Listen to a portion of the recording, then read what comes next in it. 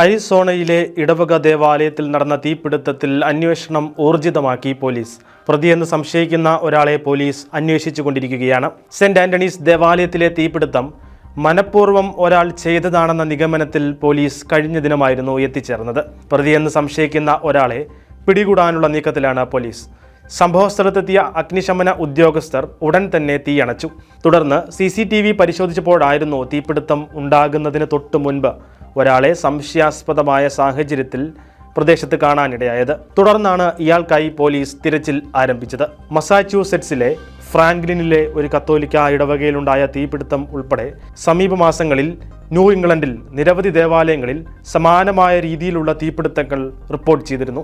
ഈ സാഹചര്യം കണക്കിലെടുത്ത് ദേവാലയങ്ങളിൽ CCTV ഉൾപ്പെടെയുള്ള സുരക്ഷാ സംവിധാനങ്ങൾ ഉപയോഗിക്കണമെന്ന് പോലീസ് നിർദ്ദേശം നൽകി.